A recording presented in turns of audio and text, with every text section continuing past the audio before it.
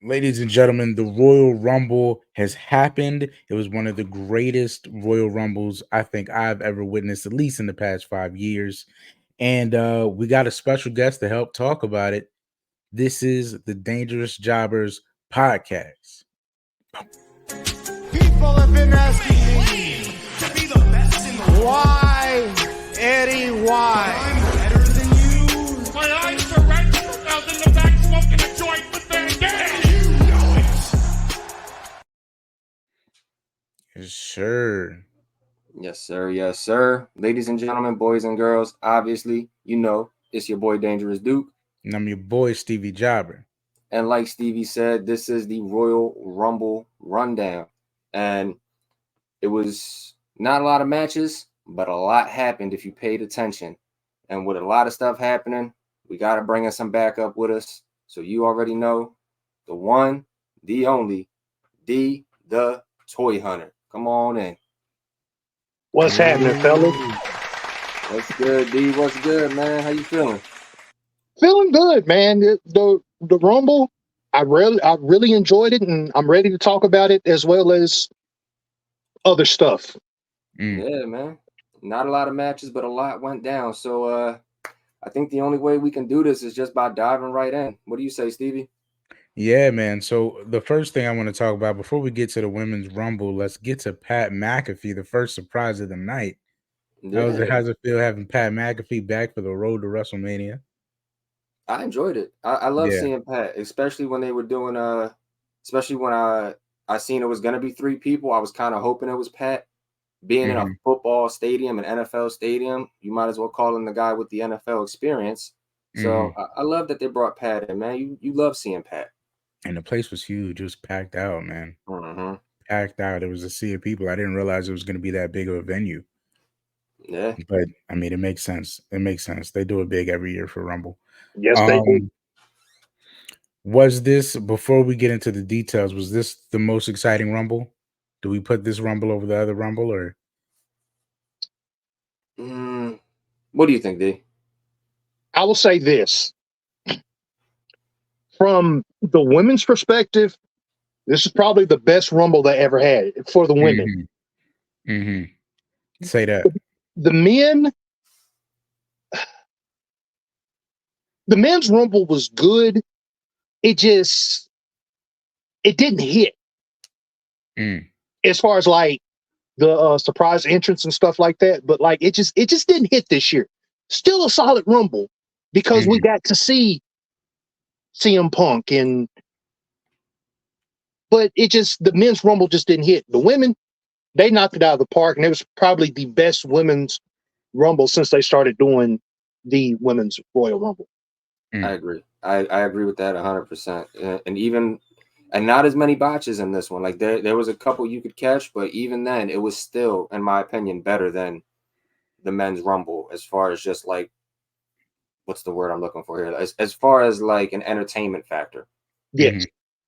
And I think for me, the hits start really at they were firing out the gate, but really the hit started at number 2 for me, Trinity or Naomi returns. I mean, I kind of called it, but great to see her back. And she was almost the Iron Woman of the entire match, Trinity lasting a little over an hour. So she definitely did her thing. First reactions to Naomi. Did you expect her at number 2? Did you expect her so early?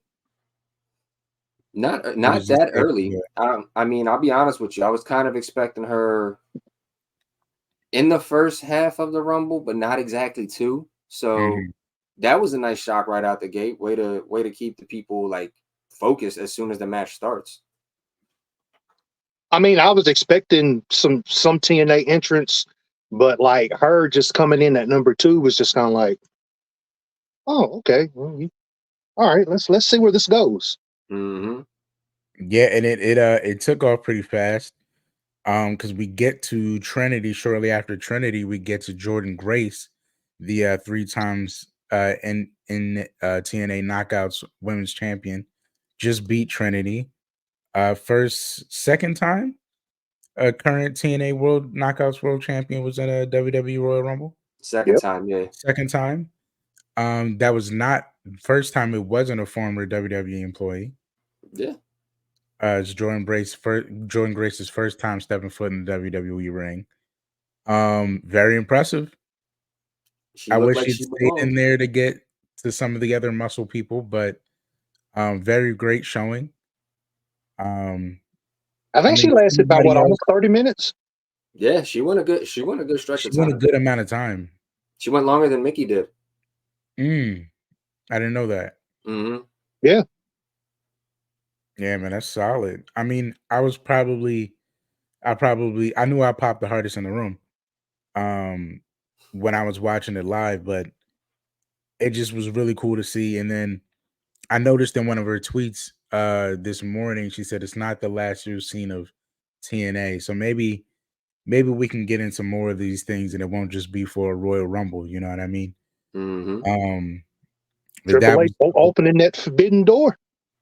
yeah, yeah, even though he wouldn't call it that, but he, He he's may not not exactly call it that, but yeah, I am. He's with opening the the Uh-huh. times. forbidden door.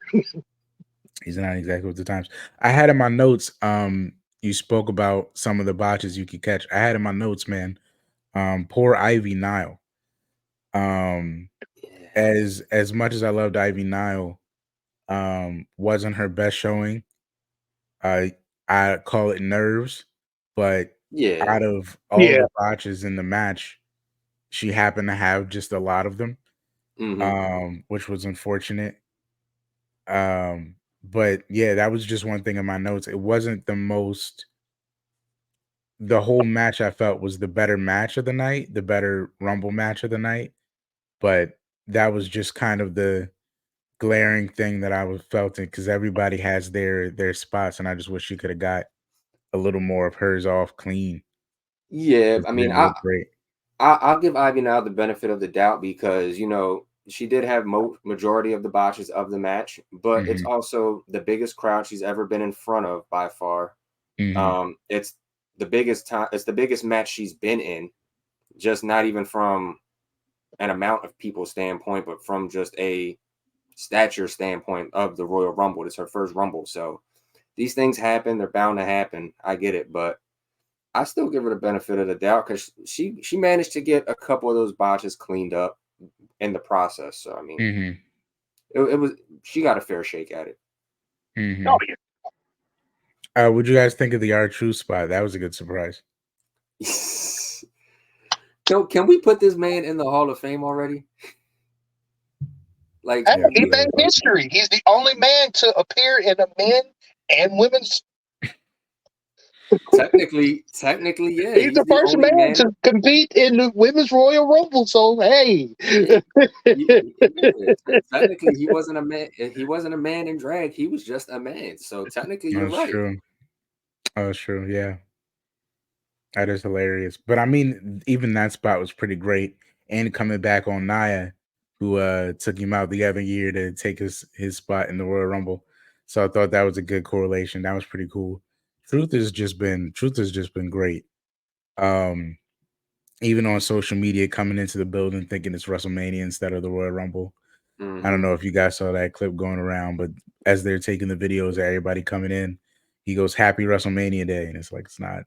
It's not It's WrestleMania. not WrestleMania. you're a couple of months too early. I get it. It's the road to WrestleMania, but you're just a tad bit.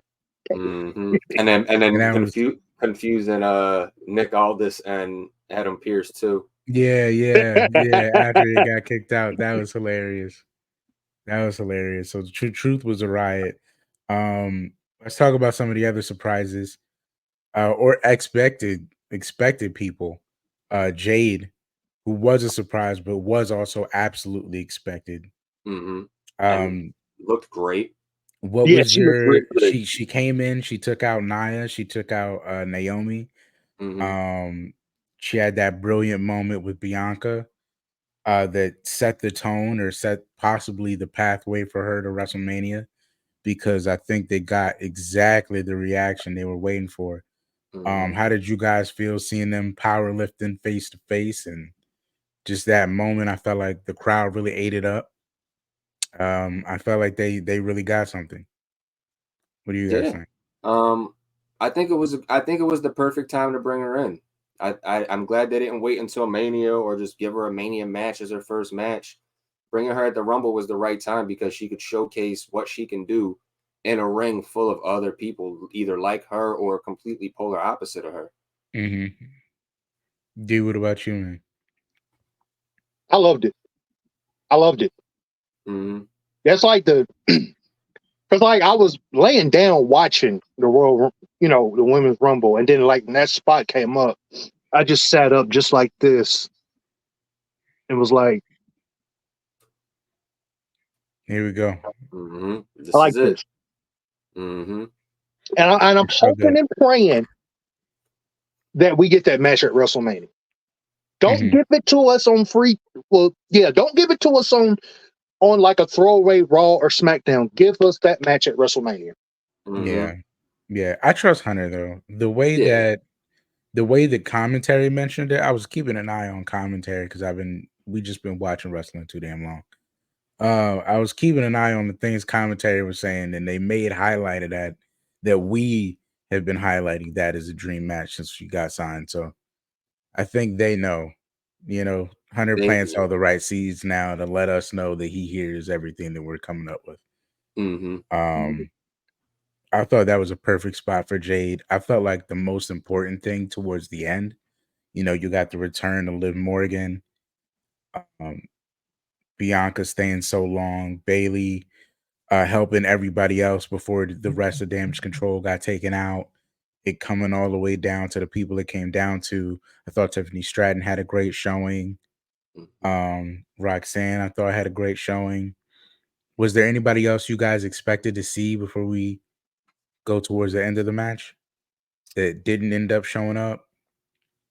I mean, I think the elephant in the room, everybody was clamoring about Sasha. I didn't think Sasha Mhm. was coming back. I thought, it's far too early, even if, she was thinking about coming back. So I wasn't expecting it personally, but I know a lot of people were kind of hoping for it. Mm. Well, honestly, with the long pauses in between the entrance or whatever, I was expecting the Sasha Banks music to hit at some point. I was just expecting it, Mm-hmm. but like Stevie said, it was just it's too early. Mm-hmm. So, Yeah, And I mean, go ahead, Duke. I was gonna say another one too that I was kind of expecting that was a little farther fetched was AJ. Just because we Oh got Punk yeah, back, I was kind of expecting AJ. I was kind of hoping for AJ. yeah. same because Wasn't what about Jackie? Weren't we talking about Jackie before? Yeah, I guess they Jacqueline. didn't give Yeah, Jacqueline the because she call. said she wanted to go. She said she could still do. She wants to do a Yeah. Rumble. I was hoping for Jacqueline too. I'm not gonna lie. What were you gonna say, D? well with AJ Lee, you seen all the training stuff on social media. So in the back of my mind, we're thinking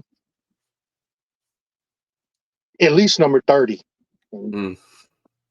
Yeah. I know Duke, can you confirm or deny you were popping when Liv Morgan came out?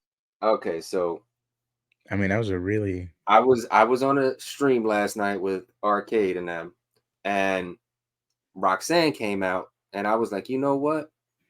I'm starting to think Roxanne might replace Liv for me. I don't know. I'm thinking it. I'm thinking it. I'm thinking it might be the case. and then what happened? Then number 30 comes out, and yeah, no, I retract the statement. Close but no Mhm. cigar. Mhm. Mhm. But I was still neither What about confirmed nor her? What about her return really surprised you? Was it the merch? Was it the outfit maybe? Was it just the energy that she had? I mean, no comment. oh yeah, huh, okay. Can I tell a story about Duke and his love for Liv Morgan? Yeah, go right ahead. For those of you that don't know, I think it was a video that I did. I I think Duke did where I sent him a Liv Morgan Elite Mm-hmm. and Right over there. his love for Liv Morgan hasn't stopped since then. So that's why I guess me and Duke kind of had this thing where when he sees Liv Morgan, I have to ask him, can you neither confirm or deny? Yeah. Yeah. And I think it started right around what was it? It was around the time Liv and Rhea were in a tag team and they did that the WrestleMania spot where she was the Catwoman. Yeah. Yeah, that's around the time it officially was like born. But yeah, I cannot I will not confirm nor deny if I was okay for the number 30 entrance. If you go back and watch that video on Arcade's channel, you will see if I was okay. And speaking of that 30 entrant, she makes the final three. It's Bailey, it's Jade, it's Liv Morgan left in the ring. Real quick, who was your money on at that moment? At the moment they did the look around, who was your money on? Honestly, Bailey. Same. D? Bailey? Same. Bailey. Because literally, I had picked Bailey from the beginning to win the Women's Royal Rumble. So, well, I think at a prior time, Duke had suggested Jade maybe with the winner, and Jade eliminated my original pick, which was Nia Jax. But coming into the end, I thought the two takeaways were one, that Jade did exactly what Jade was supposed to do, which was look as good, if not better, than everyone else in the ring with her at the time. Yes. I think that just that small inkling put everybody at ease that, like, okay, the only thing we might have been worried about with Jade coming in is not an issue. So I thought that was a breath of relief, and I thought the second takeaway was, man, they let Bailey win a Royal Rumble. Yeah. They're gonna let Bailey headline to go to WrestleMania. I don't know if she's gonna be the last match, but she won the Royal Rumble to get, that big spot to be the headline women's title match. Yeah. I absolutely love the fact that they let Bailey do that, because that was my thought exactly. Damn, they actually let Bailey win a Rumble. So now she's accomplished everything there is to accomplish. Like there's nothing she hasn't done aside from main event WrestleMania. She might be the most decorated now of the four horsewomen as far as WWE goes. And now I think, give me your thought. I think I'll get into more of what I was thinking as we go back into the press conference. But what were you thinking when Bailey finally won? Were you thinking that too? Like, oh man, they really let her win? Or was it more of a different kind of expectation? It was more like they let her win and about damn time. Now, I need to ask y'all this. Do we see the Bailey face turn going into Mania?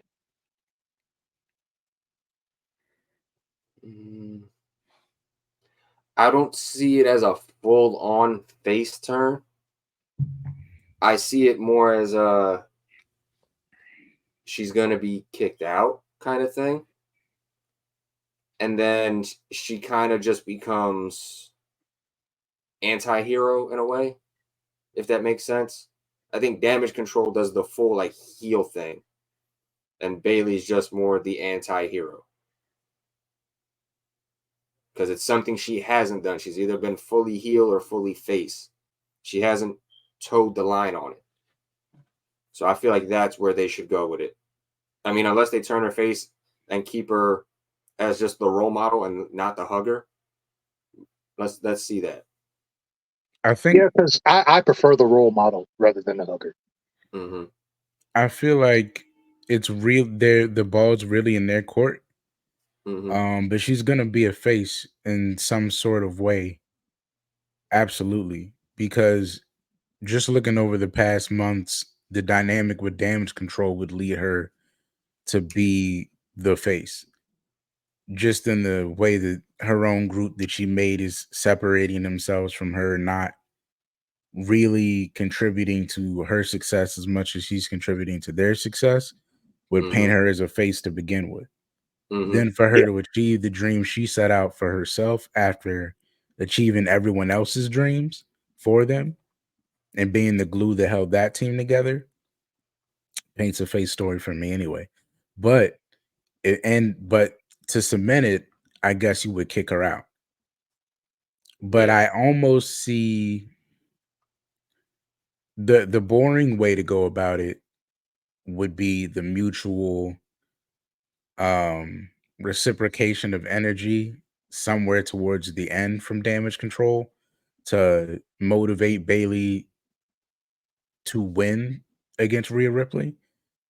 But I mean, let's be honest, I don't really see that happening. Nah. So I would imagine that either I say the ball's in their court because either she'll become a face because she'll get kicked out and go after Rhea by herself, Mm-hmm. or she'll become a face because they'll kick her out and she'll go after Io. Yeah. But either way, they've kind of already painted a perfect lane while still being a heel for Bailey to ultimately be the face just because her heart's always in the right place. Mm-hmm. But I think the ball's in their court as to who she chooses because even though she says she could go after Rhea, really she's a We all face if she goes after either one of the champions. Yeah. Right. It's either way. It's a toss up. Mm-hmm. Um Slim Jim coming back for the world title sponsorship match. Uh we won't talk about why they left, but they came back to sponsor the world title match in what might not have been as much of a toss up. At least from a wider standpoint. The surprising part about this match was the placement for me. Did you feel like number 2 was the right place for this match in retrospect? I mean, you got Randy Orton, AJ Styles, LA Knight, Roman Reigns, the tribal chief, not ending the show like last year, instead opting for match number 2 in front of Logan Paul and Kevin Owens. You know, Where looking does at it, this sit? right now, I think it was the right spot. I do. I mean, at first, I didn't think it was. I was like, wait, why you got Roman at 2? Mm, Like, why do you have Roman, Randy, and AJ and LA Knight at 2? That shouldn't happen ever. But looking back on it now, how they played the Rumble out and how they told that Rumble story, I get why they did it. I mean, I'm not going to get into it until we get to the Rumble, but I see why they did it now. It made a lot more sense. mm. D, what about you, man? I wouldn't have did them at 2. I would have at least flipped them with Logan Paul and Kevin Owens.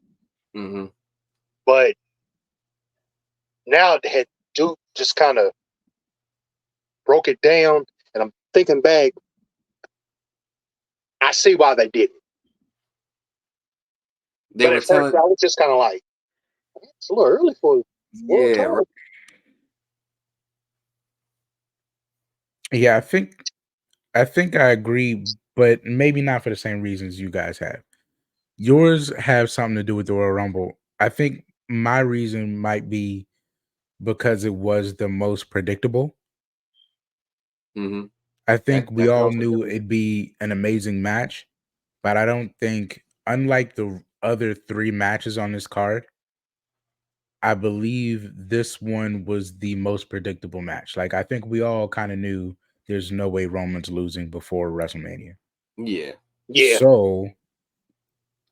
So in this weird way, Triple H did the best thing he could have did, which is leave the entire show surrounding speculation and have the most predictable thing kind of just go somewhere in between to kind of be, You know what I mean? So the story of the night really is more about the possibilities rather than the things we already knew were gonna happen. Mm-hmm. Now that I really think about it, he didn't want to make the same mistake that Vince made going into WrestleMania with Rock and Hogan. Mm, Like he didn't want that match to follow the men's Royal Rumble. So Mm-hmm. I get it now. I get it. Mm-hmm. that makes a lot of sense. It does, That yeah. makes a lot of sense. But getting into the match, I mean, I thought they had a fantastic match. Yeah. AJ seems to be in his biker taker phase instead of evil ways. This is his just looking at the jacket and the tights. I love the design, but it is Yeah. Mm-hmm. very Sons of Anarchy. So I guess we're getting biker AJ, which I'm totally fine with because they delivered. Mm-hmm. Um, does Solo feel less useful now? No, not less useful for me. I think it was because there was so many moving parts of the match. Like Hmm. it's not just one person that he's trying to help Roman out with. It was three, so it was still kind of like a numbers game. Hmm. So he kind of like just picking at the lifeless bodies and making them more lifeless in a sense. Hmm. So that's all I think it was for me. It was just there's too many bodies that the bloodline thing didn't really seem to matter for this match because you figure he did what, hit a spike on Randy, Well, uh he laid out everybody, yeah, Yeah. and then and then he went to AJ and just went through the barricade, right? Yeah. mhm, he missed the AJ spot. In correlation, D, I'll ask you the part two to that question. Actually, um, do you feel like Solo gets out of this with an opponent for WrestleMania? Yes. And it's going to be Randy Orton. Mm, Mm, I felt that. I felt that because it was one stopping one's finisher right after the other, but Randy ended up being the last guy. mm-hmm. Randy, if not for Solo, would have won the match. Yes. Um, so I felt Randy and Solo maybe because of that, but I wasn't entirely sure. And I think as we get into the press conference at the end, we'll return to this place of some of the questions Hunter was asked being kind of also the things that we kind of think to ourselves as Mm-hmm. being people that just pay too much attention to this about where everyone is supposed to go on this massive card. Yeah. Yeah. Um, are there any real losers coming out of this? Mm, I don't think so. I mean, well, mm, I I, I want to say AJ, but I'm not gonna say him because I feel like with AJ, it's going to lead into something else. Maybe maybe a match with Finn Balor. Who knows? Um, Randy, of course, is going to get Solo, and Roman's Roman. So Hmm. there You you know go. who's yeah, yeah, but I don't I just was looking at it. Go ahead, dude. no, I was saying I don't really see many losers in this match because we already knew what the result was gonna be. We knew what to expect, and it went in a way where it didn't make anybody look bad. Yeah, I thought that too. Because for a second, I was like, man, I was kind of disappointed they went with AJ to be the guy to take the pin. But in retrospect, AJ really had probably the best showing in the match. He was at the times that he wasn't involuntarily taken out of the action, he was mostly offense. Mm-hmm. The chair shots, the phenomenal forearm that on all stacked, three of them that almost got the pinfall. Dipping out of Solo, being the only one to escape Solo's attack. Um, he got the Styles Clash on Roman. Was not expecting that. So he got both finishes off on Roman. I thought he had most of the really good spots. He was mostly offense. So him taking the loss, I wanted to be upset about it, but I was like, man, he had probably the better showing out of the three. Yeah, so Yes. it doesn't really affect him in a way. Mhm. And plus, really, with AJ Styles, when have you not seen him in a bad match? This is across TNA, New Japan, Ring of Honor, and WWE. When has he ever had a bad match? So Mhm. he made James Ellsworth look good. I mean, he's phenomenal. He's phenomenal. Pun intended. The United States Championship match. My first thought is surprising. Surprising as in like surprisingly more invested than I felt like I was going to be at the time. And what a twist at the end there. That got me. So what were Yeah. you guys' reaction to the match? I thought it was brilliantly put together from a sports entertainment aspect, from an in-ring storytelling aspect, from a character dynamic for the both of these guys. What did you guys think of just the story of the match itself? I'll be honest, this match was so entertaining that now I won't say it was a 5-star match because it wasn't a 5-star match, but from the entertainment factor, this could have been a Mania match. Just from the entertainment standpoint of it. Like with the guy jumping over the guardrail, security coming over, then the other people coming out, everything that played into all that, it could have been a Mania match, in my opinion. However, that ending though, that That was a twist, man. yeah, it kind of the ending left a little bit of a sour taste in my mouth, but it's because I hate when they make the title matches like when they still leave disqualifications on. If it's a title match, it shouldn't. But that's just me. Even then, so when they ended on a DQ and the champ still retains, it's like, oh, I hate like that. I just hate that feeling. But again, most fans do. So you got to keep the people invested. You got to keep the people coming back. But it was just like, damn. D.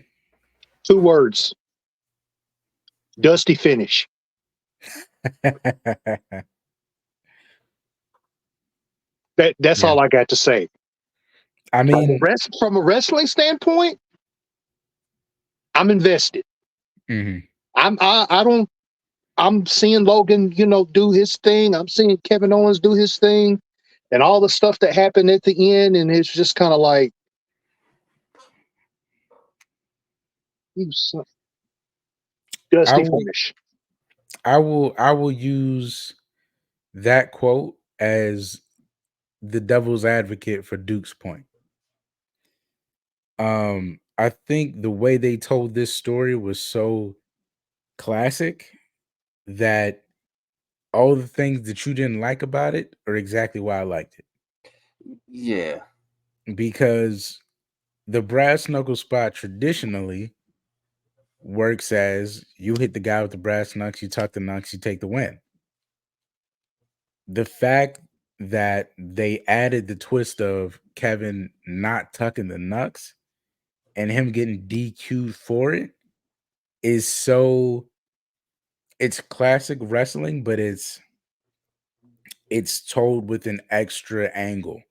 Mm-hmm. And you gotta be really good at this shit to think of an extra angle out of all the angles we know as wrestling fans.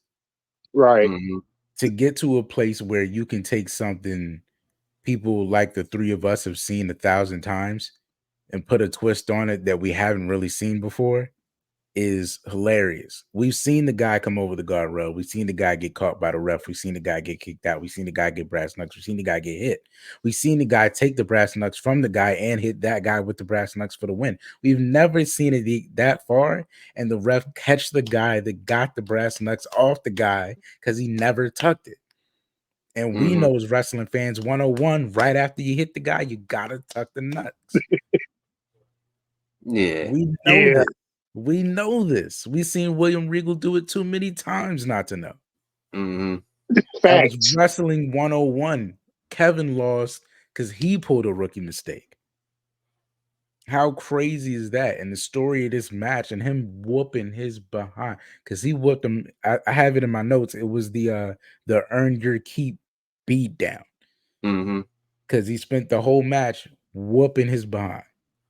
Yeah, yo, his chest looked like hamburger meat by Which the is end of that match. which is Whoa.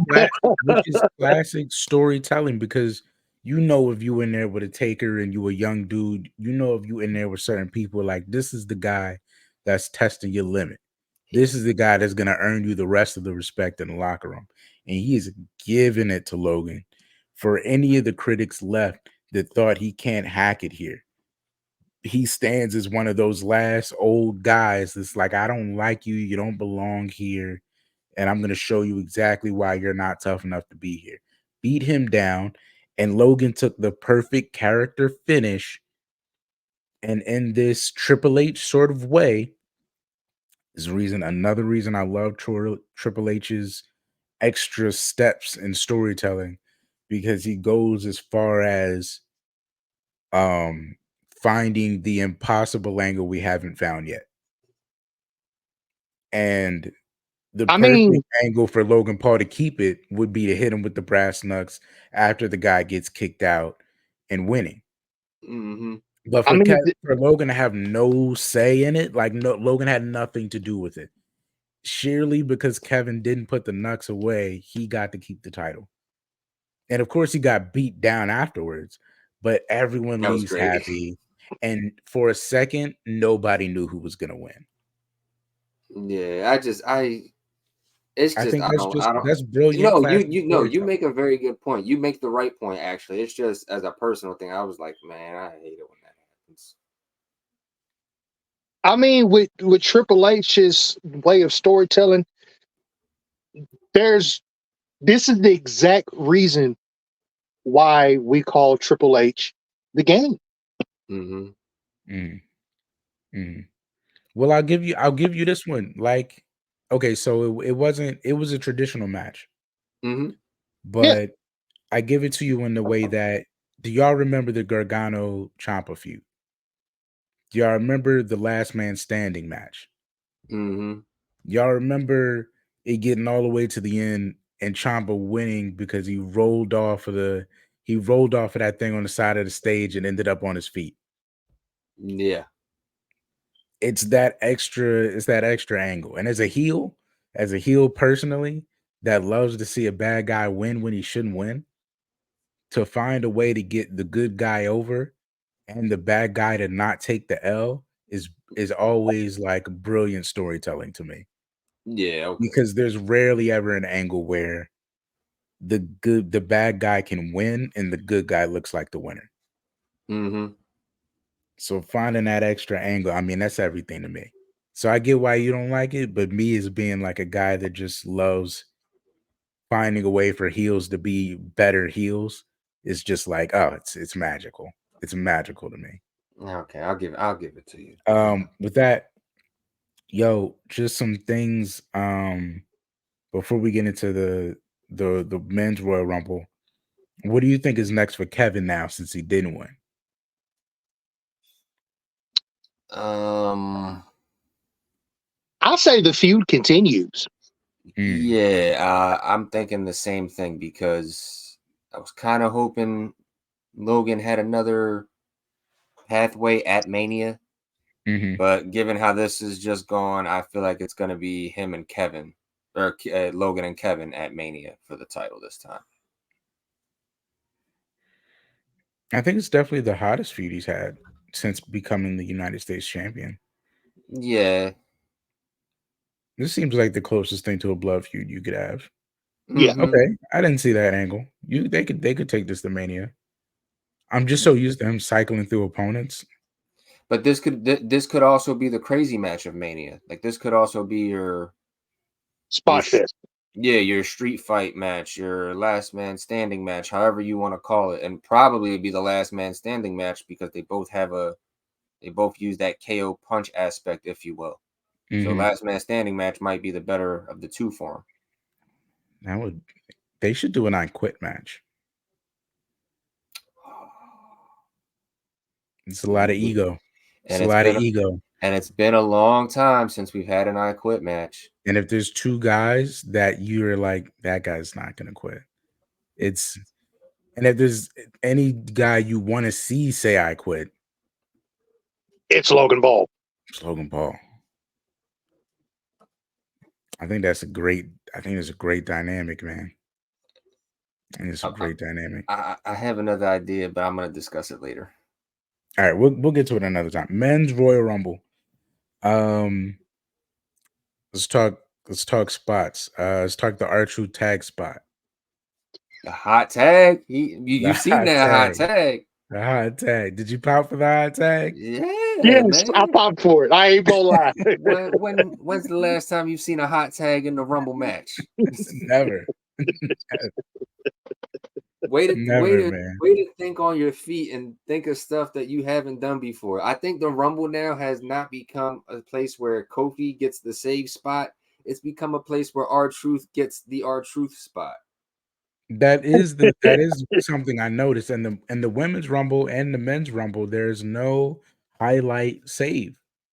There's no big spot. Trinity doesn't have one. Kaden, I don't think Kaden really had one. I mean, Katana Chance. I don't think she really had. She sort of did, but it wasn't super impressive, man. Yeah, it was just a bounce back. Kofi didn't really have one. Kofi was just eliminated, to my surprise. Mm-hmm. That's what shocked me. I felt like both of them had R-Truth spots, which were just hilarious comic relief spots, man. Which is very neat. I wouldn't mind that being the traditional thing we do every year now. It's just R-Truth doing something ridiculous. Mm-hmm. That was pretty funny, man. I thought it was great. Next year he rolls out from under the ring like Hornswoggle. Mm-hmm. And what made the R-Truth spot in the Rumbles just even more hilarious was the commentary. Mm-hmm. Truth, there's no tag rope. Uh-huh. Right, there literally was not a tag rope there. There wasn't even the string. They didn't have it out. And then he's over there, cheering with the crowd like this, trying to get them in for the hot tag. He's stomping on the step and everything. I'm sitting here like, what the hell is this dude doing? We're just sad because we started doing it with him. We didn't even.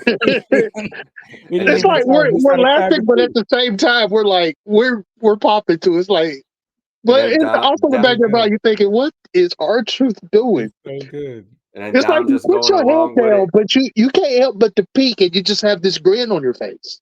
Yes, he just makes you smile, man. Dom going along with it, doing the jump as he tags him in. Best. He's the best, man. He's like having a crazy uncle. Rewinding a little bit, going back to the starting point. I wanted to point out two things. I love the box seats angle. It's something that needs to happen. There's certain things that happen this whole show that need to happen every year continually. Mm-hmm. Having vacant spots in the thumbnail. Let's keep that up. Yes. Having box seats for the champions. Let's keep every year we should do that. Every Rumble, have the chance watch from the box seats. I love that dynamic. I love them peering down on the possible champion. Because of the result we got at the end. I like them doing the timers now too. That was my next thing. The longest 3 people in the match at the time. I like that they're doing the timers now. Yeah, that should be a yearly thing as well. Let's have the timers. Let me know who's lasting the longest. I want to know. We care. So that's another dope thing. And the fourth thing I wanted to address was the way they started. What a statement to start it as to yeet or not to yeet. With Jimmy that is the question. Jay. That is the question. Starting the matchup. Of course, we got no equivalent of yeet at all because neither of them won. But it was cool that they started that way between Uso versus Uso. Was it enough of a moment in the beginning? Should there be more? Do you think they did enough to take it to Mania? Because I know before a lot of people were saying it's going to be Jimmy and Jay at Mania. It still might be, but for this to be their first kind of real face to face, it felt like a moment, but did it feel like this could be a WrestleMania thing now? Yes. Yes, Yeah. I want it. I want it. Mm, I think this has the potential to be middle of the card, night one WrestleMania. mm. Don't even make it night two because Roman's probably gonna get night two.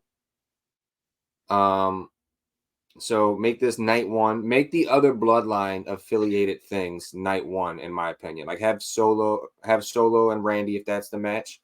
Let Mhm. that be night one. Have Jimmy and Jay be night one, and then just keep Roman and the world title on night two because you know that bloodline is gonna have to tie in some way in some capacity. Yeah. Yeah, and I guess we'll get into some of that during the press conference as well. A lot of bloodline ties through this show as well. Mm-hmm. Don't think that's a coincidence over the past week of announcements. Um, but yeah, they started Uso versus Uso. The R-Truth spot that was awesome. Andrade returns. We missed Charlotte for this WrestleMania season, but we are gifted Andrade again because we listen to this and we care about this entirely too much. I was listening to commentary and I heard them refer to Andrade as legendary, Mm-hmm. which he is, Yeah, but that's the first time I really heard them um attach that word to his character. Do we think Andrade comes back as a main event legendary Mexican talent? Or do we think, and in the way that I'll say it like this, and the way that he's a more of a main event player? Because Carlito is also a legendary talent too, but they're not putting Carlito in anything huge right now. I think the way that they talked about Andrade when he came back felt like Andrade was going to be more towards a Drew McIntyre level of importance. Uh, Do y'all feel that too? I think if they do that, they need to keep him off of SmackDown. I feel like it'd be better suited for him on Raw, just because SmackDown has all the Hispanic talent right now. yeah, And if you notice in the match of the Rumble, within the first 10 spots, 6 of the people in the ring were Spanish. Yeah. So I was watching it and I'm like, wait, they got like over How'd you half guys them. feel about that Santos spot? I Because like, I thought as soon as I saw Santos come out, I was like, oh, they're addressing this right away. yeah, That was yeah. interesting. Yeah, because you figure it was who was in there? It was Santos, it was Santos, Andrade, Carlito, Dom, Mhm. and Cross. Technically, Cross is Spanish, but they're not counting that and his character. But like 5 of the 10 people in the first 10 were Hispanic. I'm like, damn, they got all the Hispanic people in A here lot of right now. ties, a lot of Yeah, ties. they doing the yeah. LWO thing really The quick. Mexican wrestling is tough down there, man. Uh-huh. Yeah, if That's Judgment Day ever breaks apart, Dom got a slew of people to go to. Yeah, I right. would go to Andrade, but Yeah, he's got a slew same. of people. He's got a slew of people. But I thought it was cool that Andrade, he seems like he might come in heels as still, but that confrontation with Santos where he kind of just shrugged him off. He was like, that's kind of below me. I don't need to do that. That's little man stuff. I thought that was a pretty cool dynamic they added to his thing. So it looks like he might be healed, but he'll be unaffiliated with anybody. Yeah, it I kind of think seems like keeping he's him gonna off I think steer keeping his him own off of path. SmackDown would do that too. That would do good help fam. Hmm. yeah. But is LWO SmackDown? Yes. Yes, Yeah. And Okay. so is Legado del Fantasma. Okay. Where's Dragon Lee officially? Is he Dragon Lee's officially NXT? Because I he kind of floats in and out, man. he floats between Raw and NXT right now. yeah. I think He's pulling a Carmelo Hayes. I wouldn't. I don't know. I hope they don't attach Andrade to any Lucha Libre right away, but his close affiliation with Dragon Lee is the reason I asked about that. Yeah, that is also a thing. But regardless, man, what were your favorite spots on the men's rumble? I mean, before we talk about Cody winning and what that might mean for I everyone think else potentially, and if it was a surprise to any of you. Let me go um first. Let go me go ahead, D. first. Go ahead. Go ahead. Pat McAfee.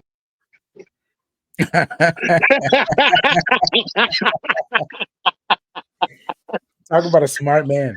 Talk, talk about a smart man. That was great, wasn't it? Talk about a smart man. All right, so Yeah.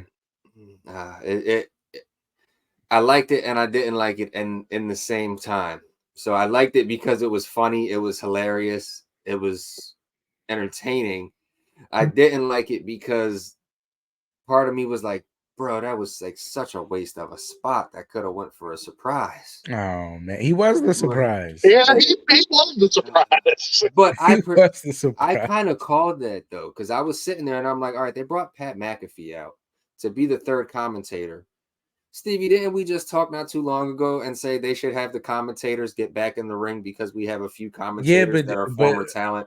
but Duke, you gotta understand, man. Like we're too deep in this, man. Like I keep saying, like we're too heavily. Our wrestling 101 is too high. It's too I was high. waiting. I was waiting We to hear know. some.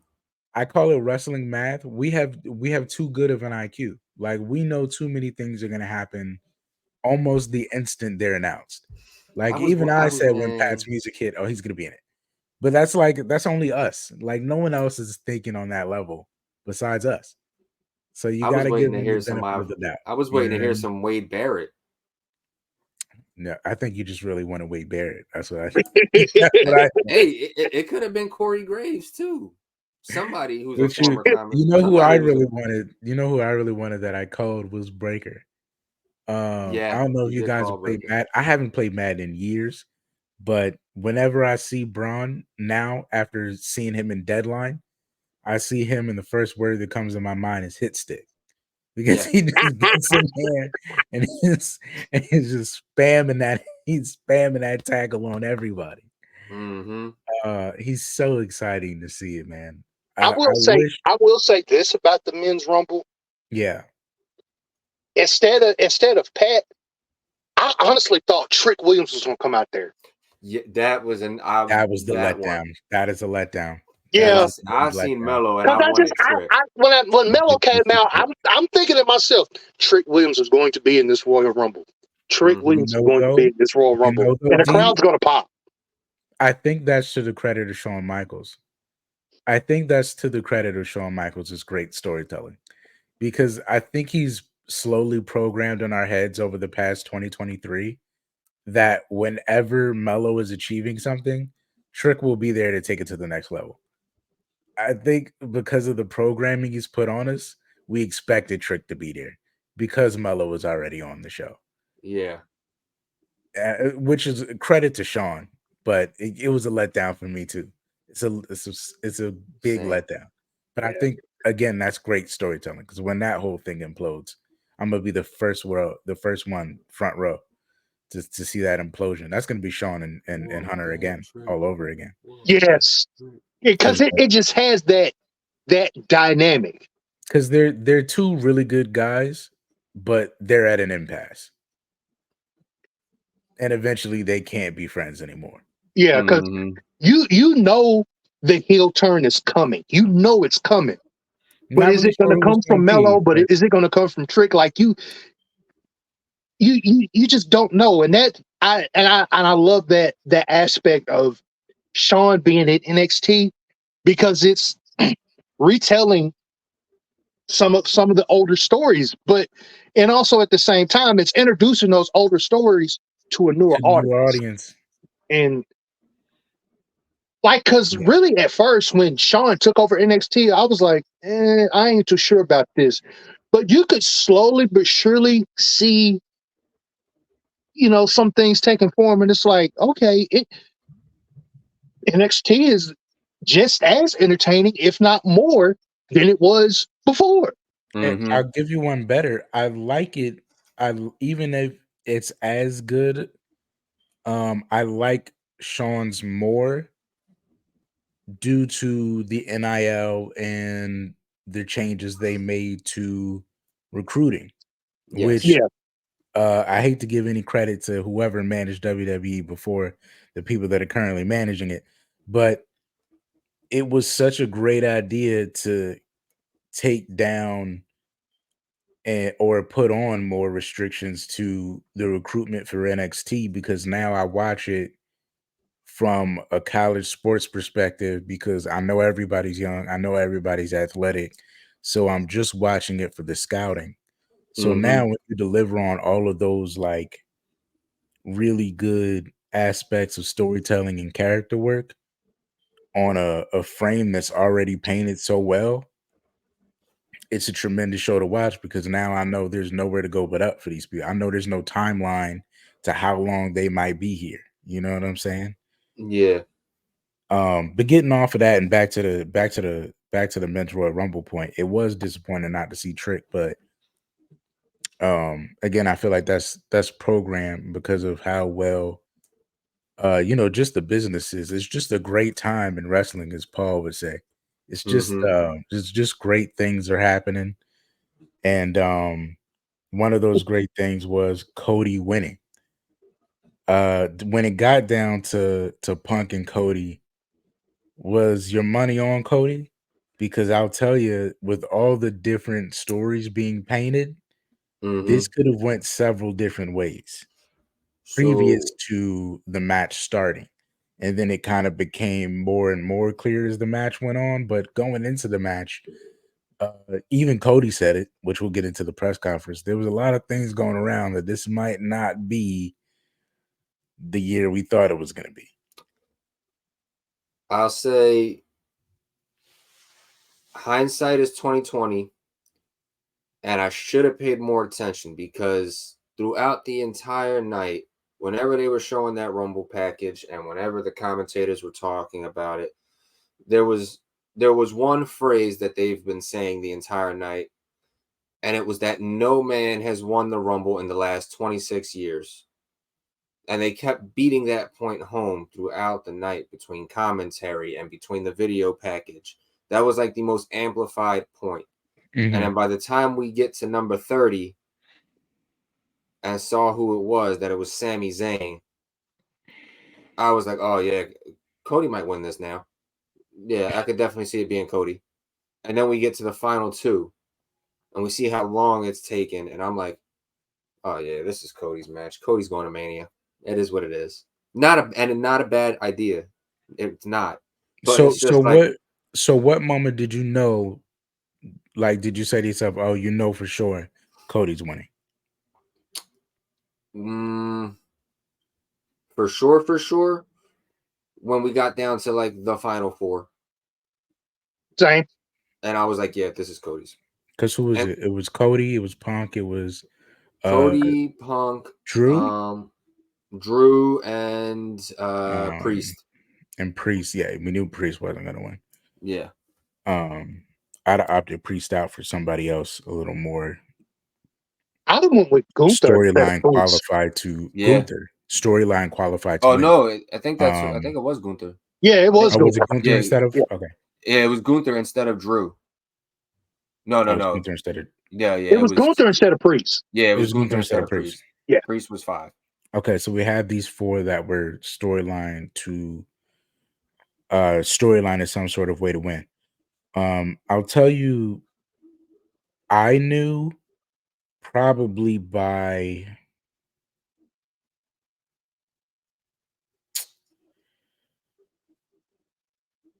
probably by the moment 30 happened because I was thinking of who was left on the roster Mm-hmm. if it wasn't going to be Brock Mm-hmm. because sometimes they'll just send Brock. Yeah. Um well, I guess not anymore.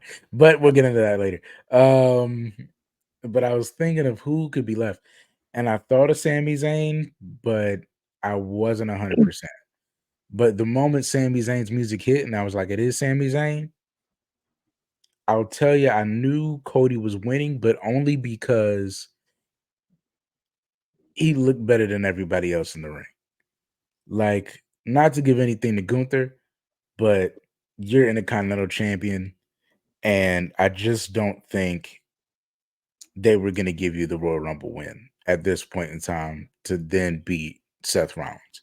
I just don't see it. As far as Drew, no. I don't have a defense for you. No. It's just not going to be Drew. Shoot, I got a defense. You won the Pandemic Rumble and you won the Pandemic Mania. We're good. Keep pushing. And I mean, I know the story. And here's the thing, though. I understand the story. I understand the story of not being appreciated because nobody was around. But also, I think because we were so tapped into the wrestling because nothing else was really going on, that we kind of got sick of you far faster than we would have anybody else had we not been in the middle of a pandemic. So we're just kind of no one's ready for another Drew run. No one wants to see that right now. I even said back when he had that Intercontinental 3-way that it felt like he was riding coattails just to get in the match. Like nobody's ready for that Drew run. So I knew it wasn't Drew. And as far as Punk and Cody goes, I could tell by the way Punk was moving in there that Cody was winning. I can tell you that because the way the Punk was moving just lets you know that he's not prepared to carry a WrestleMania. So they better have Cody winning. They better have Cody winning. Yeah. And I'll give it to him. His high kicks still look good, but everything else was kind of slow. And just but a little. They're also saying too that he potentially got hurt in that match. Yeah, I read that this morning. Got hurt. That who potentially got hurt? Punk. I mean, he might as well be D Rose at this point. I mean, this guy can't. Oh, come on, man. Come on, man. I mean, I don't listen. Hey, I mean, come on, man. I like D Rose too. I like D Rose. I'm not saying I don't like D Rose. Too much too but soon. I mean, come on. I mean, come on. We apologize to the people of Chicago. You know what I mean. You know what I mean. Do we? It's only bad because it's true. Keep on digging. So Cody wins. Cody wastes no time. As soon as Cody wins, he makes that he makes the sign to the WrestleMania, points directly to Roman Reigns. There's no announcement of who we're choosing, promo coming next week. Points right at Roman. He's on his head. He wants it back. He can't not run from it. Cody does it this year. He got to now. Yeah, right? I mean, right? Did it decide it for you then? Because it decided for me then that all right, he's winning in Philly. He's got to win in Philly. Honestly, and I know y'all Philly boys. If Roman wins, y'all riding. I had a disposition. Somehow I went into this Royal Rumble thinking there's a way for Roman Reigns to beat Hulk Hogan's record. And I'll tell you, with every Hulk Hogan promo they ran, my confidence got less and less. No. This was my thing. No, because this is the thing, right? I was almost certain Roman Reigns is going to outdo Hogan's record. He's going to be the longest, it's going to happen. He's 200 days. You know what I mean? He's that close. He's got to win. And then they started rolling the Hogan out to me. And I was like, oh, man.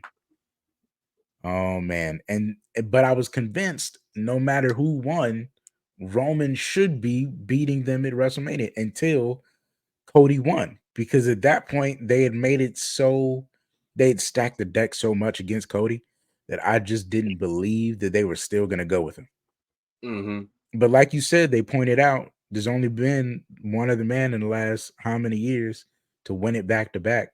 So I was like, there's a possibility. But How many times has there been a possibility or a storyline for somebody to win? You know what I mean? That they've been painting for months that ends up not happening.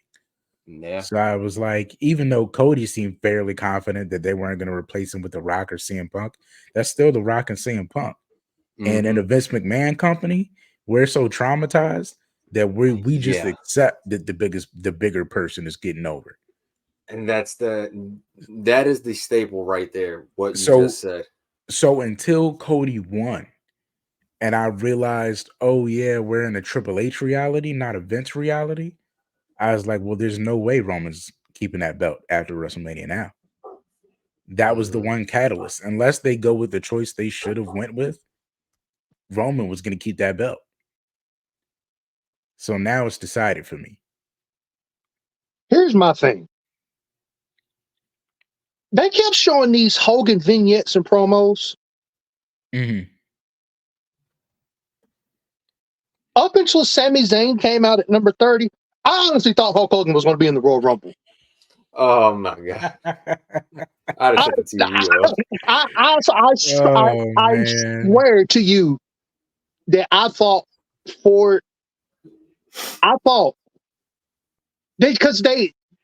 they just kept talking about St. Pete and St. Pete and St. Pete, and they just kept showing Hogan. And I'm thinking in the back of my mind, you bet not. But then earlier in the week, there was this, I think it was on the Go Home to Raw, where Hogan was saying, maybe I got one more run left in me. And I'm like, dog. I saw that too, yeah. Run around the block. I'm like, you don't, Hunter, don't do this. Don't do this. But then another thing. Come on, man. It was on commentary. Commentary kind of gave it away. Because they kept repeating, finish the story. But also the game is coming out. You know what I mean? That could be streamlined. It could be smoke and mirrors, man. You know, whoa, those smoke and mirrors. Cody Rhodes. They just kept repeating. And it was during both Rumbles. It was during both Rumbles. Finish the story, finish the story, finish the story. Then they showed the trailer for the game during, before the men's Rumble began. Finish the story. I'm going to finish the story. I mean, because really, I had initially picked Gunther to win the Royal Rumble. Same. I don't know who I had for the men's. But I initially picked Gunther to win the Royal Rumble. Gunther had story. Gunther had a good story. But like I say, just listening throughout the night, they just kept repeating, finish the story, finish the story. Honestly, soon as Cody's music hit, I was like, Cody's winning. I tell you, if there was any doubt, man, you just wait for the whoa in the music. You can hear it. Yeah. You can hear it. Most of the times, I find myself not really able to check the temperature of all these wrestlers until the entrances. Because I feel like everyone's so over that sometimes you don't realize who's more over than everybody else until you hear that pop. Between the whoa and the pop that Gunther got and the way the crowd was singing along to Cult of Personality when CM Punk came out, in reality, those were like your only logical choices. Yeah, that kind of tells you all you need to know. Isn't that crazy? Sometimes there's a moment that'll let you know more than any record or story or anything else like that. That it just lets you know who's the big guys here. Yeah, it's like we're almost in front of you. It's like almost in your face. Yeah, like you don't.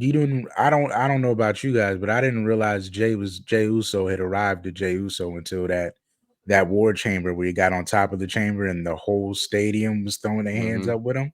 Yeah. It's moments like that. But yeah, he took to get back on. Cody wins. He put a shot in at Roman. They kept rolling Hogan out to us, which means the Roman is probably going down at Mania. show grade before we move on to the press conference? I give the show itself, I gave it a B minus. It was good. It was a good Rumble. It was entertaining. I say B minus. I give it an A. I give it an A. Yeah. I give it an A. I think you're being rough on him, Duke. I mean, I No, know it was you were good. disappointed at some points, but hear me I out. I mean, feel like I that was kind of get probably what Duke is saying as far as like the only reason why I give it an A, had it not been for the DQ finish in the U.S. title match, I'd have bumped it up a little bit more. Mm-hmm. That's where I'm at. It was just that finish for me. I But other give than it that, I I give it give an it a A. B. It's a B for me. I think it was the best women's rumble match I had seen. Um I think the world title match was great. Mm-hmm. I thought the United States title match had a better story than the world title match, in that it ended in a way I could not have thought of. So for that, I think that's my rating system. If I Mm-hmm. can't predict the ending at some point in the match, you got me. Yeah. And because it's hard to get me nowadays. So Mm-hmm. for that, I like that match because it got me and it told a good story. And the men's rumble, even though I felt like it was the lesser rumble, the right person won at the end. Mm-hmm. And they started with Uso versus Uso. So I think start to finish, even though there wasn't as many surprises as I might have liked, I give it an A, man. I thought they put together just a solid show. Yeah, Um, for do we sure. wanna is there anything we wanna say about the news over the week before we get into the press conference? There's the TKO stuff. The Rock is now in the board of directors. Very Um, nice. Like Yeah. that move. but of course, with that great news and the Netflix news of it officially leaving TV to go to Netflix in 2025, which is crazy, leaving the longest running weekly episodic TV show, leaving TV altogether for Netflix in 2025. And then of course, on the back end of all of that news, um, the allegations again brought up to Vince that are kind of clear on the allegation that started this whole thing. I won't go into all of the details because let's face it, we didn't spend an hour on good news and ain't nobody really trying to Yeah, I get mean, that deep into this, man. That's so, old man did some stuff he probably shouldn't have been doing, and it might have included some people that might not longer be associated with the company. yeah, I Um, mean, yeah. and they kind of beat down everybody else in the press conference about it. Yeah, So it was is it there was a any is there anything to say that you have to say about the allegations before we get into them jamming it down the people at the press conference throat? D, I'm gonna let you go first. And I hate to laugh, but we said it. I said it before the show, before we went live. Vince was playing his character in real life. Mm-hmm. Yeah. Mm-hmm. But I also want to say this.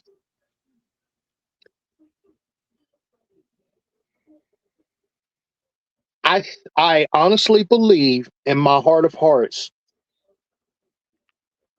that Ashley Massaro should still be here today because of what happened to her in 2003. Mm.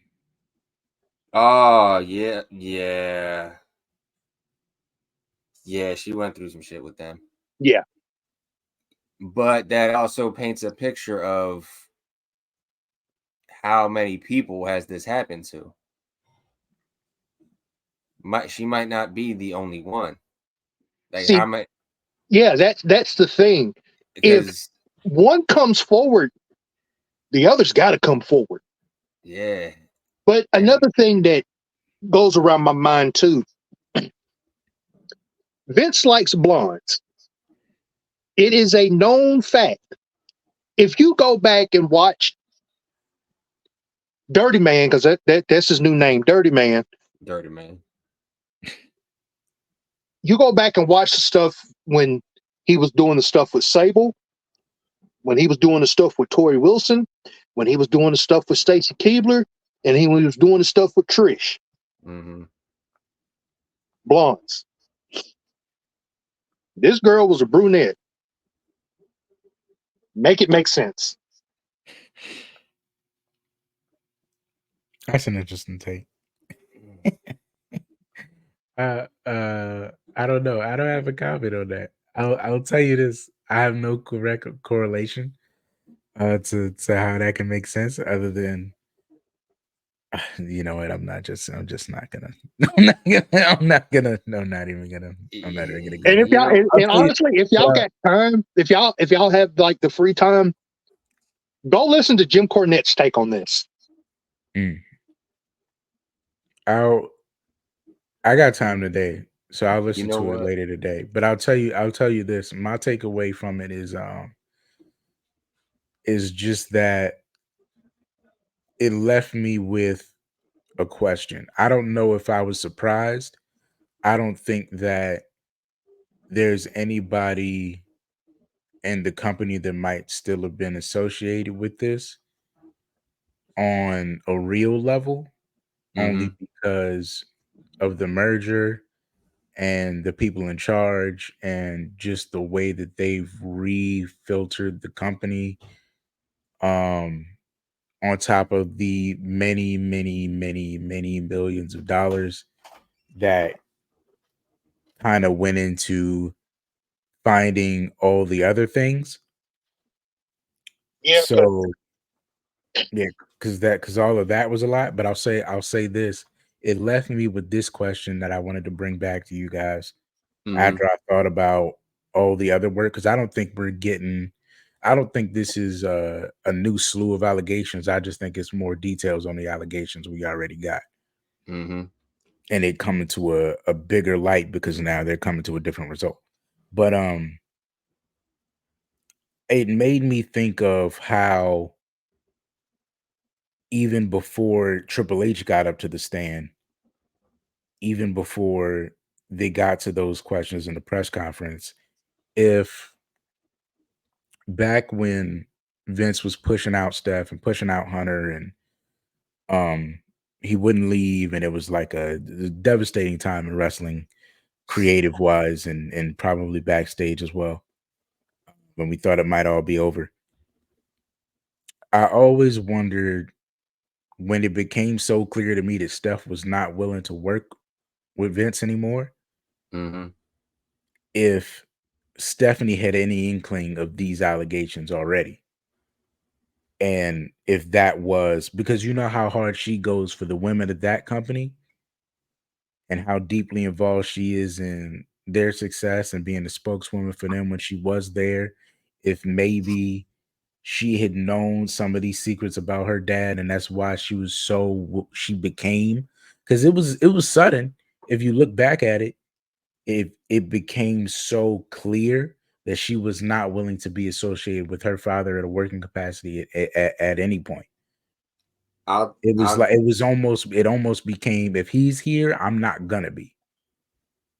And I wonder if maybe that's because she had some inkling of these things prior. I am going to say this. When the first allegations came out in, I think, 2022, 2023,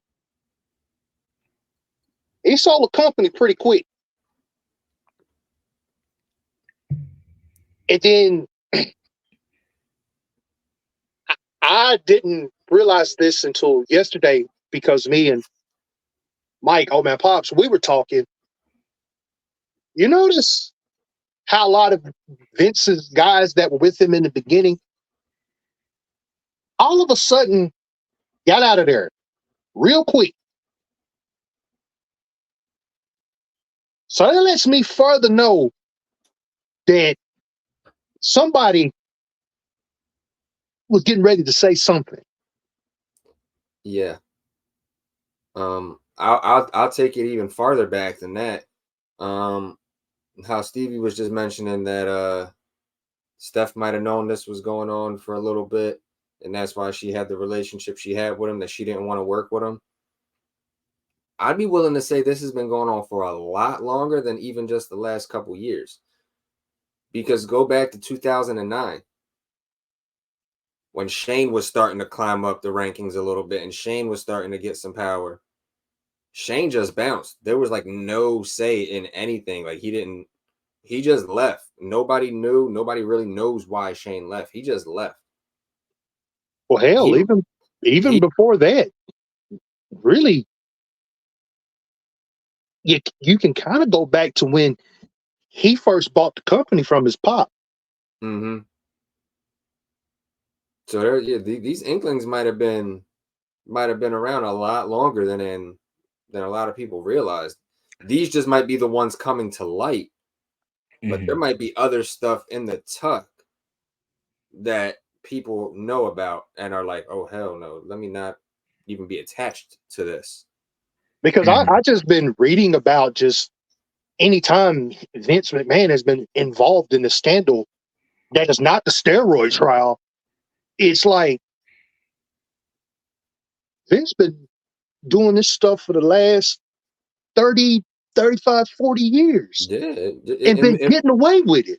It makes you wonder how much stuff has he done that's been swept under the rug. Not even just from like a sexual assault allegation or a sexual misconduct allegation. It just makes you wonder from stuff even beyond that. Yeah. Yeah. But I mean, that being said, I think that preferences all the questions for the press conference. We start with Cody. Mm-hmm. And of course they lead with love. They lead with DDP, who I think Chris Van Vliet might have got him in there. Mm-hmm. But after the awesome DDP question of, how are you feeling right now and what this moment means to you, I think the allegations transition into probably Cody's first really good moment of that press conference, which was handling the questions about the allegations, because it was like a 3-part question. They were not holding back for some reason. They didn't tell all the people at the press conference, hey, don't ask about the allegations. No. But I guess since theirs is actually real, because for a while we didn't know. For a while we thought maybe these were just planted people that they brought in here. But now it's seeming like, all right, if they're gonna ask questions about it, then clearly they're not. They're not just WWE people taught to ask certain WWE questions. But I thought Cody handled the allegations question probably the best he could. That was the best, like, NBA, NFL, like just professional. I'm not taking a standpoint on this, and I'm just you can tell he's been PR trained. He's so good, dude. Cody's so good, dude. He's so good at just from the business aspect to But just be. can I say this about the press conference? First of all, the press conference was great, and them, throwing all these questions out there and this, that, and the other about the whole situation. I think what it is that they want a good soundbite, and they want somebody to say something. Mm-hmm. And Cody and Hunter, they're smart enough to know that we're not going to get into this, because like I say, they want somebody to say something. They want a good soundbite. They want a good quote. Yeah. Mm-hmm. And at that point, I also felt like they did everything they probably could have did. Mm-hmm. Yeah. And then Cody hit that emotional point where I thought he made a great point of, if you're a Cody Rhodes fan, if you've been one from day one, this hasn't exactly been the smoothest journey at all. He made that point about somebody on commentary saying Randy was a 20-time champion. And Cody being like, I'm just trying to win one over here, man. I'm just trying to get a leg up. I think you made a good point about if you've been a Cody Rhodes fan since day one, seeing all the many downs before the ups that ultimately ended up as possible downs in retrospect that lead to this moment of him winning it for the second time and us kind of collectively knowing, all right, he's going to finish the story. Do you guys feel that? How long have you guys been attached to that Cody Rhodes fan title? Have you been there since Dashing, since Broken Cody, since Mustache Cody, since Stardust?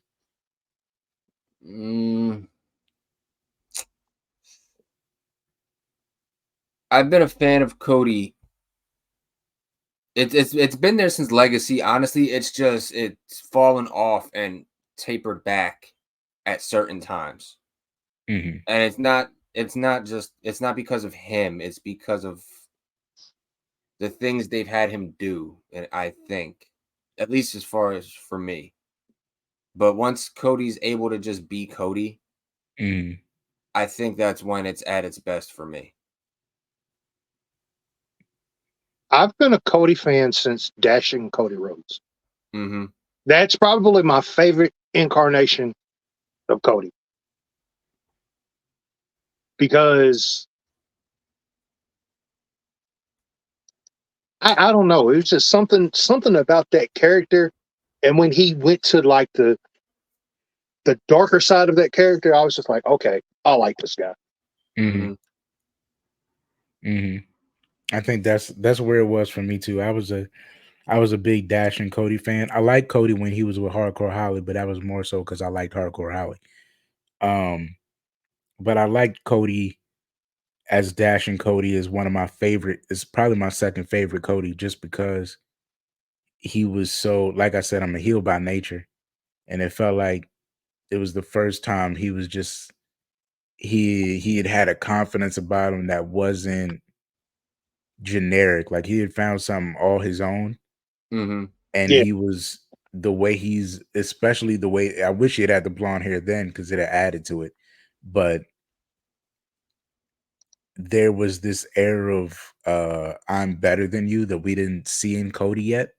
And this was Mm-hmm. like the first time we had really seen it since because I think that was Dashing before Legacy or after Legacy. After. No, After. yeah, after. It was after Legacy, because during Legacy he wasn't exactly, he was cocky, but it was a slime ball sort of Yeah. cocky because he was with Randy. This was the Mm-hmm. first kind of like Ludwig Kaiser sort of like you're Yeah. beneath me kind of Cody. And so when that caught on and that was so great, and then Broken Cody came and he was kind of that two-face um bent on chaos version of himself, it almost akins itself to the Nightmare Cody Rhodes and dark hair Nightmare Cody Rhodes. They kind of mirror the same intensity in a way. Yeah. Because Cody now is a face, but he still dresses very business suit, very high class, very, you know what I mean? He's a man of the people now, but um if you were catching him at the wrong angle, you would still kind of have that perspective on him. Yeah. So he Yeah. carries that dashing in a very face way now. And now Broken Cody is kind of more of the dark hair Cody. But I thought he did great in the press conference. Anything for Bailey? I thought Bailey had a good say in the press conference. She kind of ducked the allegations questions as well. But I think she spoke more to the women in the Royal Rumble more than anything, and how Mm-hmm. there was less surprises because now there's so many women that Mm-hmm. everyone can have a spot now. So the spot fillers are really just the two or three, like the Jordan Grace and Jade showing up and Trinity coming back. You know what I'm saying? Yeah. I Yeah. felt like she spoke a lot to the women's progression Yeah. of the business. The testament of the women and how far they've progressed from first Rumble to now. Hmm. Yes. And then of course the big thing, Triple H. what was your biggest takeaway from uh all the things Triple H had to say about, the attendance and the standpoint they're taking with the company, the amazing things he said about Bailey, the amazing things he said about Cody, um, the amazing answers I felt like he gave to the allegations.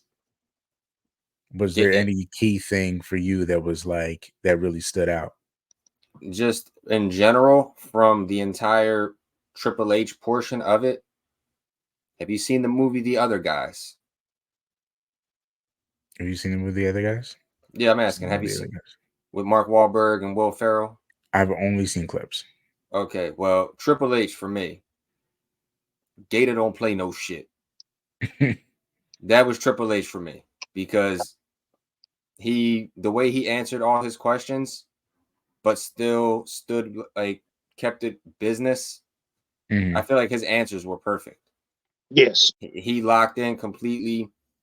He like at a point he kind of looked mildly irritated, but he still Like you could managed to. tell he was irritated. Yeah, he looked mildly irritated at a certain point, but he still kept it business. He still focused on everything else that needed to be focused on. I love the way he handled it. I feel like Cody, PR trained, obviously, very great at answering but not answering questions. Mhm. I liked his portion of the press conference. Yeah. I think he showed three key things to me. Was the one key thing is the love for the business and Mm-hmm. trying to make the business the best the business could possibly be. Hmm. Um, whether that's business with TNA, whether that's business in the company, whether that's marketing, whether that's matches, whether that's creative. Mm-hmm. I thought he showed great love for the business. I thought he showed great love for his people. The way he talked about the guy that Cody is, which really is the thing that cemented for me that he's winning at WrestleMania. If Mm-hmm. you ever had any doubt about um who was winning between Roman and Cody, if you just listen to the way Hunter talks about who Cody is as a person, I've watched too many Triple H DVDs not to know that the biggest thing for Triple H is the company. Yeah. And if the biggest thing for you was the company, you are the biggest person to Triple H. Mm-hmm. Yes. And the way that he talked about him as a company man was just tremendous. And same thing about Bailey and how it felt like he was giving a speech about Natalia, but it was Bailey. Because Bailey's always in a position to put people over. And I think maybe in a generation ago, that was the position Natty was in, was always putting everybody over in a way that never allowed quite enough room for you to stand on that level with the rest of the people you were elevating. And I thought he recognized that and he made sure that this Rumble, especially her setting the record to be the Iron Man instead of Trinity, that set a standard to for Bailey and for his stance on Bailey to everybody else that she is exactly what y'all feel like she is. I Mm-hmm. feel like she is too. And now I'm gonna give her So the platform to be that. Um, and the third thing because whatever you're about to say is very sentimental. The third thing I want to end on is he also made a point of I don't mess with Vince. Please stop asking me. I don't I don't Gator know that man. I have no idea what's going on. It's been a great week. because Okay. Gator I don't play don't no know. shit.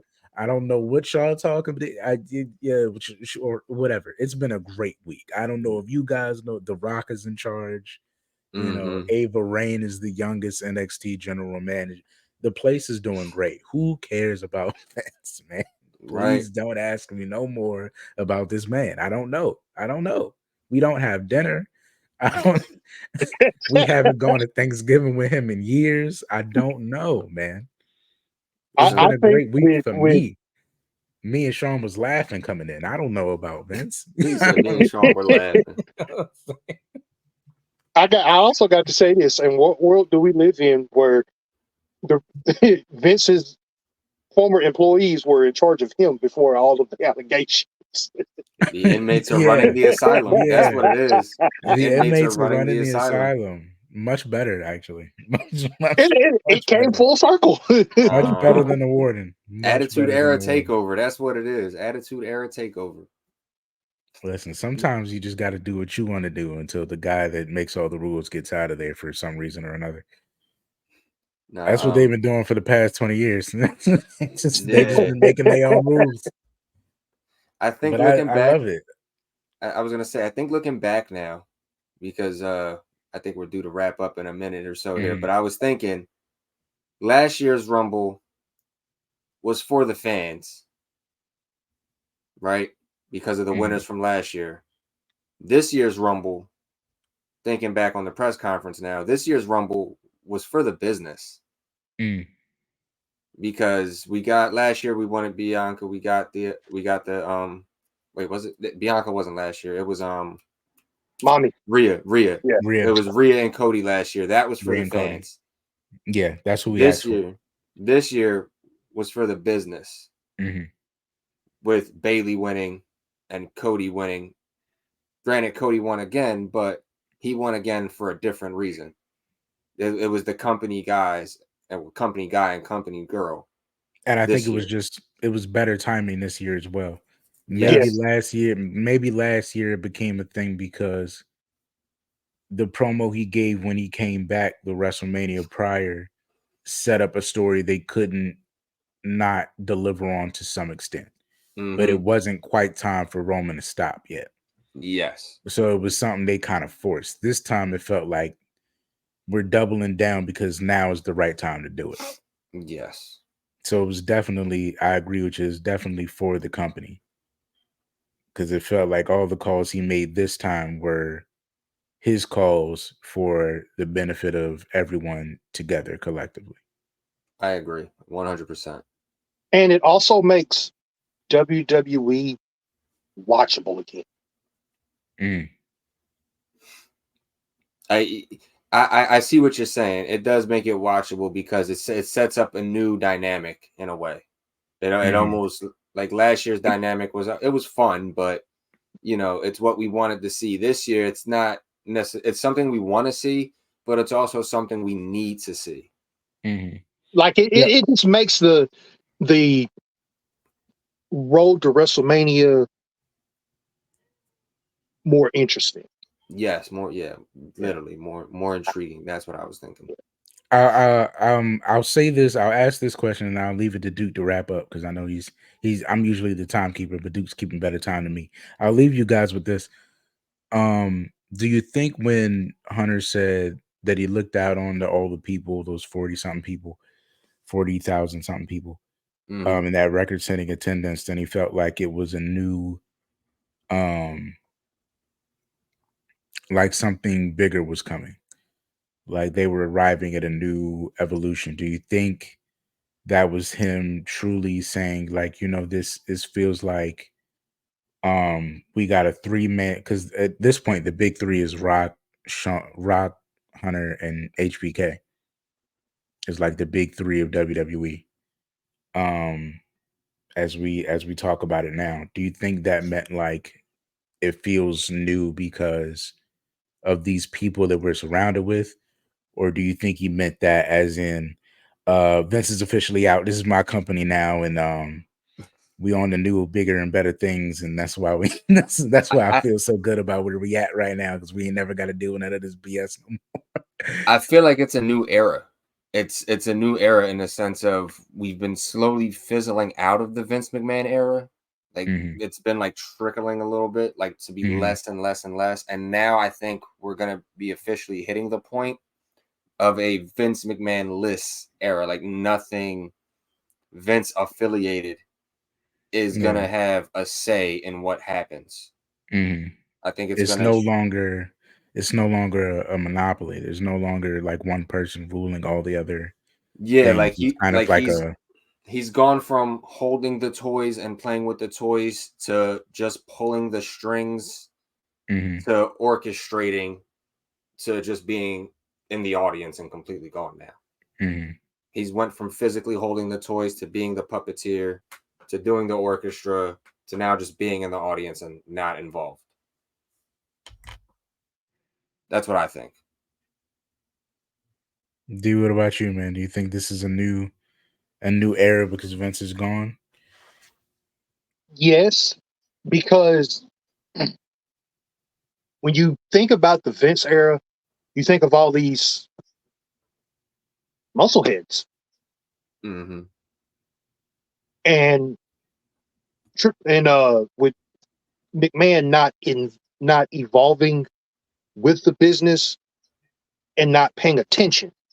Mm-hmm. Whereas you have a guy like Triple H, who I said earlier, is a student of the game, Mm-hmm. and he's seeing that you don't have to be this. You don't have to be, 6'6", 6'7", 280, 290 pounds. Like, you can be a smaller guy. You can be a workhorse and still have the respect and admiration of the fans as well as the people in the back. Like, you're just going to see this shift from this like slow paced wrestling to more kind of like maybe an indie style, but also at the same time, you're going to see, and that's just from the entertainment perspective. From a business perspective, like, just wrestling as a whole, WWE is not the be all end all. You can go to an Impact or TNA. You can go to an AEW. You can go to a New Japan. But you still got somebody like Hunter who's keeping his eye out and say, I want that guy. Yeah. Mm-hmm. I was gonna say it's not the be all end all. And I think what's perfect about that is Hunter's okay with it. Yeah. Like there's no sour grapes. If you don't want to be here, hey, we can't force you to be here. We're not going to throw money in your face to keep you here unhappy. If you want to go, by all means, you can go. But if you ever want to come back, the door is always open. Yeah, the door's open, and we're interested in working if you do want to come back. So yeah, like WWE is in a great place right now. Mm-hmm. Mm-hmm. So I agree. All right, Duke, take us out of here, man. We've reached a very healthy stopping point, and we don't want to revert back to anything that might be less than, or Yeah. So let's get away from the Vince stuff as quick as possible. Sounds like a plan. So before we dip out of here, just want to say thank you for tuning in, everybody. Dee the Toy Hunter, do let these people know where they can find you, good sir. Well, you can find me on Twitter, X, Dee the Toy Hunter. You can also find me on YouTube. Just dropped a hunt video yesterday. Awesome stuff. You can find me on IG, Dee the Toy Hunter _1. And I love being on this podcast. I got nothing but love for you guys, and thank you for having me on once again. Yeah, no problem, man. Anytime. We love having you on. So Absolutely, man.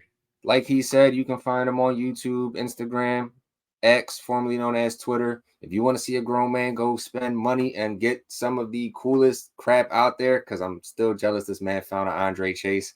Go look him up. Go check him out. No, but guys, this was the Royal Rumble Rundown. Thank you for tuning in. Make sure you check us out on all of our platforms. We got them scrolling down here. You'll see them in the description. But that is it for this week. Make sure you guys stay up. Make sure you guys stay blessed. And as always, stay dangerous. People have been asking me, why, Eddie, why?